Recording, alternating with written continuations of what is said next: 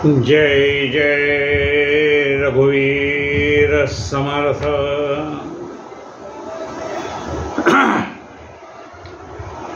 सज्जनगडावरती जी उपासना चालते श्रीराम उपासना, त्या श्रीराम उपासनेमध्ये अनेक सवयी आहेत। त्या सवयांचा अर्थ पाहावा असं मनामध्ये विचार पंतांनी निर्माण केला आणि तसं चिंतन यथाशक्ती आपण चिंतन करतो। काल आपण सवय घेतली होती राजन के राज महाराज, आणि आजची सवय आहे जगदंब जगदेश्वरी। जगदंब जगदेश्वरी श्रीराम अयोध्या विहारी, भक्तजनासी उद्धरी पार करी भवासी। शिवशक्तीचा विचार, शिवशक्तीचा विचार साधू जाणती सारासार। अंतरी स्मरावा रघुवीर एक भावे करुणे। देवो देवी अवघा एक, याचा करावा विवेक। नदी नद्या पुण्यदायक, सागरी उदक एकटे। दास म्हणे सत्य वचन, एकची देव रघुनंदन।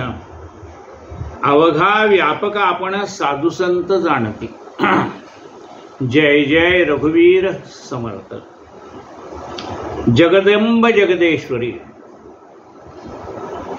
हे सगळे जे विश्व झालेलं आहे हे कोणी निर्माण केलं तर भगवंताची जी शक्ती आहे ती मूळ माया, तिने हे सगळं नावा रूपाला आणलेलं आहे। मूळ माया वैष्णवी, अनंत ब्रह्मांडे नाचवी, नाना नाटके लाघवी। परब्रह्म शक्ती ही कोण आहे? त्या परब्रह्माची शक्ती आहे। कोण? जगदंब, जगदंबा। जगदंब जगदेश्वरी हीच सबंध जगाची देवी आहे। जगदेश्वरी, जगाचा जो ईश्वर आहे त्याची ही ईश्वरी शक्ती आहे। कोण? जगदंबा ही शक्ती आहे। कुणाची शक्ती आहे? त्या परमात्म तत्वाची शक्ती। हे परमात्म तत्व म्हणजे परब्रह्म कोण आहे? श्रीराम अयोध्या विहारी।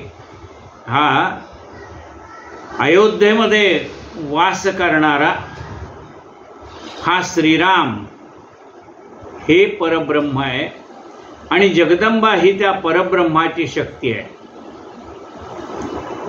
आता प्रत्येक ठिकाणी बघा ती शक्ती काम करते। ज्या वेळेला जगदंबेने दैत्यांशी युद्ध केलं त्यावेळेला प्रत्येक देवाच्या शरीरातनं एक एक शक्ती बाहेर पडली। ब्रह्माच्या शरीरातनं ब्राह्मी, इंद्राच्या शरीरातनं इंद्राणी, विष्णूच्या शरीरातनं वैष्णवी, अशा प्रत्येक देवतांच्या शरीरातनं, नरसिंहाच्या शरीरातनं नारसिंही, वराह देवाच्या शरीरातनं वाराही, अशा प्रत्येक ज्या देवता आहेत त्या त्या देवतांची शक्ती आहे। जसं मनुष्य आहे, मनुष्याची शक्ती आहे, ती शक्ती सगळं काम करत असते। तेव्हा ही जी शक्ती आहे ती जगदंबा आहे। तिला जगदंबा म्हटलेलं आहे, देवी म्हटलेलं आहे तिला। जगदंब, जगदेश्वरी ही नावं वेगवेगळी आहेत पण ती त्याचीच आहेत ना। ही जगदंबा कोणाची आहे? त्याचीच आहे शक्ती। तो आणि ती काही वेगळी आहे का? नाही म्हणाले, त्याचीच शक्ती आहे ती। मग तिला स्त्री नावाने ओळखा, पुरुष नावाने ओळखा, दोन्ही अर्धनारी नटेश्वर असं म्हणलेलं आहे।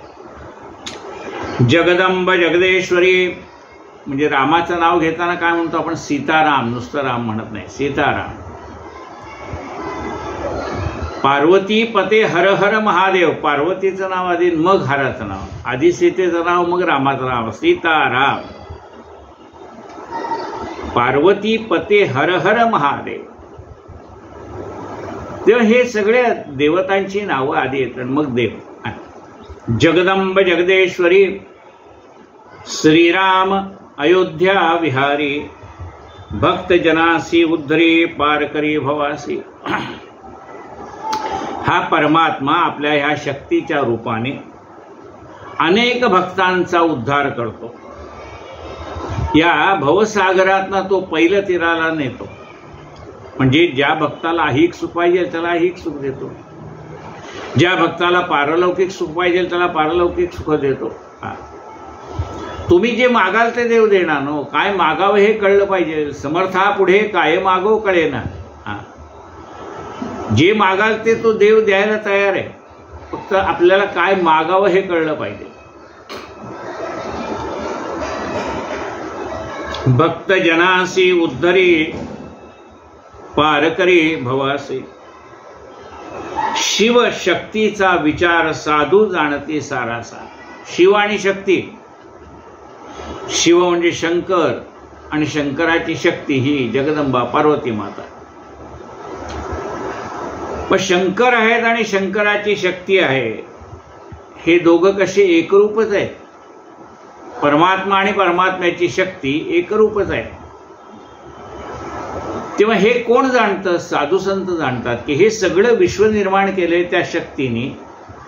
स्वतः परमात्मा काहीच करत नाही, त्याची शक्ती हे सगळं करतं. जसं लोहचुंबक एका जागीच बसलेलं आहे, पण त्याची शक्ती सगळ्याला लोहकणाला आपल्याकडे आकर्षून घेते. त्याला कुठं जावं लागत नाही, त्याच्या शक्तीने सगळे लोखंडाचे कण त्याच्याजवळ येतं. तशी ही त्याची शक्ती आहे. ज्याची शक्ती आहे तो आणि ती शक्ती. शिवशक्तीचा विचार साधू जाणते सारासार. साधूंना ते सगळं माहिती आहे की देव म्हणलं तर तोच आहे आणि देवी म्हणलं तरी तोच आहे. अनेक रूपाने तो नटलेला आहे. काही ठिकाणी देवीच्या रूपाने नटलाय, काही ठिकाणी देवाच्या रूपाने नटलेला आहे. शिवशक्तीचा विचार साधू जाणते सारासार. अंतरी स्मरावा रघुवीर, एक भावे करुण्या. अंतरी स्मरावा रघुवीर. तो परमात्मा अंतःकरणामध्ये त्याचं चिंतन करावं की तो देवामध्ये तोच आहे आणि देवीमध्ये तोच आहे. बघा, पुरुषाचा आत्मा वेगळा आणि स्त्रीचा आत्मा वेगळा असा आहे का? स्त्रीच्या देहातल्या त्या आत्म्याला आत्मी म्हणतात का? पुरुषाच्या देहातला आत्मा आणि स्त्रीच्या देहातली आत्मी असं म्हणतात का? नाही म्हणत. पुरुषाच्या देहातलाही आत्माच आहे, स्त्रीच्या देहातलाही आत्माच आहे, नपुंसकाच्या देहातलाही आत्माच आहे. 184 योनी ज्या आहेत त्याच्यामध्ये प्रत्येकाच्या मध्ये तो आत्माच आहे. म्हणून हे कोण जाणतात? तर साधू संत जाणतात. म्हणून ते बाह्य रूपाला जास्ती महत्व देत नाहीत. ते त्यामध्ये असणाऱ्या परमात्म्याकडे त्यांचं लक्ष असतं. देवो देवी अवघा एक, याचा करावा विवेक. विवेक म्हणजे सारासार विचार करावा. तो देवामध्येही तोच आहे आणि देवीमध्ये तोच आहे. देवरूपाने तोच नटलेला आहे आणि त्या देवाचीच ही शक्ती असलेल्यामुळे त्या शक्तीमध्ये सुद्धा त्याचा तो असा आहे. त्याच्याच सत्तेने, त्याच्याच आज्ञेने ते हे सगळं विश्व निर्माण करत असते. म्हणून त्यांच्यामध्ये भेद नाही हे लक्षात घ्यावं. देवामध्ये आणि देवीमध्ये काही भेद नाही हे लक्षात घ्यावं. दोन्ही एकरूपच आहेत. अर्ध नारी नटेश्वर, अर्धा शंकर आहे आणि अर्धी पार्वती. तसं ते शिव आहे आणि शक्ती पण आहे, एकत्रच आहेत. देवो देवी अवघा एक, याचा करावा विवेक. याचा विचार, विवेक म्हणजे याचा विचार करावा, सारासार विचार करावा की खरं आहे का हे. शिव आहे आणि शिवाची शक्ती. नुसतं शरीर काही करू शकत नाही आणि नुसती शक्ती काही करू शकत नाही. शक्तीला शरीराची आवश्यकता आहेच. तेव्हा शरीर आणि शरीरातली शक्ती मिळून काम करतात. नुसता हात काही करू शकत नाही. हातात शक्ती नसेल तर हात काय काम करेल. जिभेमध्ये शक्ती नसेल तर जीभ बोलणार काय. कानामध्ये शक्ती नसेल तर कान ऐकणार काय. म्हणजे देहही पाहिजे आणि देहामध्ये ती शक्ती पाहिजे. डोळेही पाहिजे आणि डोळ्यातनं पाहणारी शक्ती पण पाहिजे. कान पण पाहिजे आणि कानातनं ऐकणारी शक्तीही पाहिजे. म्हणजे दोन्ही तो एकरूप आहे. देवो देवी अवघा एक, नुसतं एक काही करू शकत नाही, हे दोघं ज्यावेळेला एकत्र असतात त्यावेळेला हे सगळं कार्य चालू राहतं. देवो देवी अवघा एक याचा करावा विवेक, नदी नद्या पुण्यदायक सागरी उदके कशी. नदी नद्या आपण म्हणताना सगळ्या नद्यांची वेगवेगळी नावं घेतो. गंगा सिंधू सरस्वती च यमुना गोदावरी नर्मदा, अशी ही त्या सगळ्या नद्यांची नावं जरी वेगवेगळी असली तरी पाण्याला काही स्त्री रूप पुरुष रूप असं आहे का? त्याचं नाव नदी आहे, पण पाण्याला काय स्त्री पुरुष नपुंसक असं काही म्हणता येईल का? नाही. पण त्या पाण्याला नाव दिले नदी. म्हणजे ओहळ आहे, ओढा आहे, विहिरीतलं पाणी आहे, तळ्यातलं पाणी आहे, पण पाणी.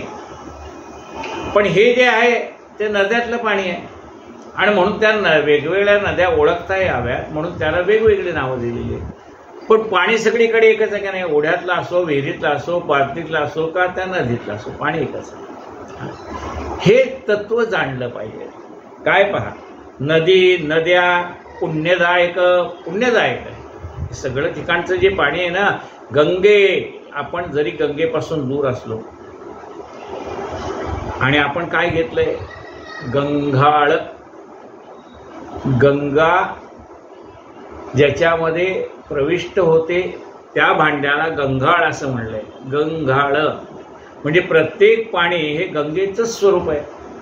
गंगे गंगेती ब्रूयेत योजने शतैरपे. त्या गंगा नदीपासून शतयोजन तुम्ही लांब असलात आणि गंगेचं नाव घेऊन त्या बादलीतल्या पाण्याने आंघोळ केलं तरी गंगेच्याच पाण्यात. फक्त तुमचा भाव तो पाहिजे की मी गंगा स्नान करतो, हा भाव पाहिजे.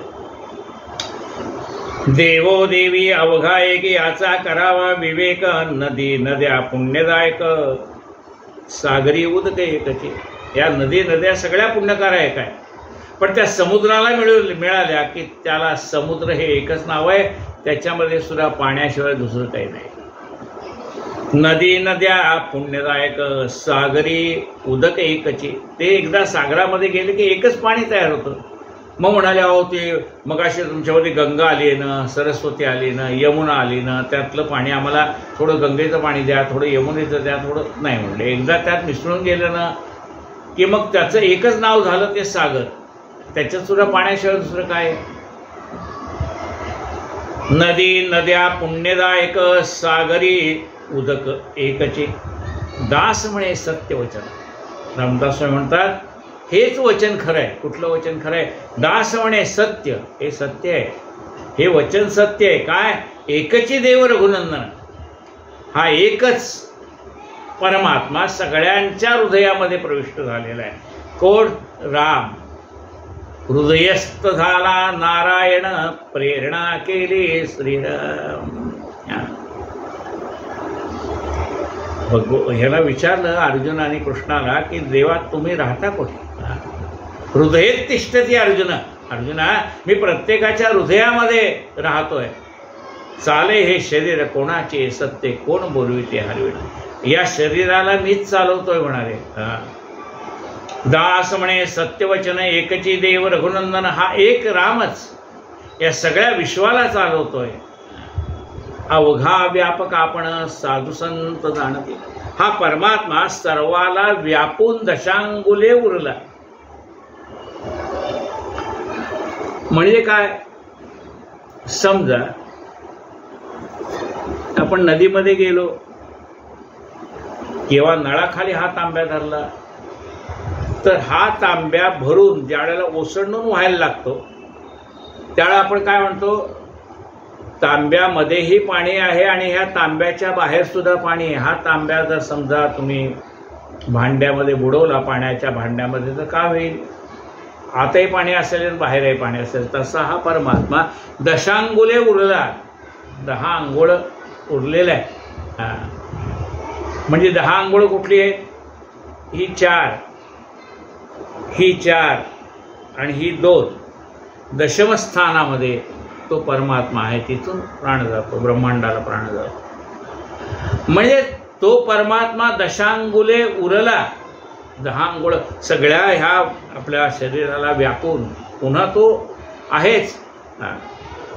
तेव्हा परमात्मा हा जसा या शरीराला व्यापून आहे तसंच या विश्वाला व्यापून सुद्धा शिल्लक राहिलेलं आहे.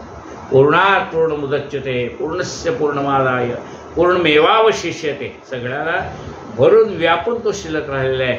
असा हा आमचा कोण आहे? आत्माराम. आमचा आत्मा म्हणजेच राम आहे. या सगळ्या विश्वाला भरून उरलेला हा आत्माराम राघव, त्या राघवाचा जय जयकार असो.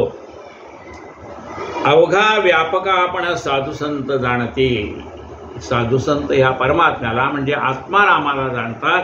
तसाच आपल्याला सुद्धा हा हृदयस्थ आत्माराम ज्याने हे संबंध विश्व व्यापलेले आहे त्याला जाणता आलं पाहिजे. कायेन वाचा मनसेंद्रियैर्वा बुद्ध्यात्मना वा प्रकृती स्वभाव करोमि यज्ञं सकलं परस्मै नारायणायति समर्पयामि. अच्युतं केशवं रामनारायणं कृष्ण दामोदरं वासुदेवम् श्रीधरं माधवं गोपिकावल्लभं जानकीनायकं रामचन्द्रं भजे. हरे राम राम राम हरे हरे, हरे हरे कृष्ण कृष्ण कृष्ण हरे हरे, हरे राम राम राम हरे हरे, हरे हरे कृष्ण कृष्ण कृष्ण हरे हरे. जय जय रघुवीर समर्थ.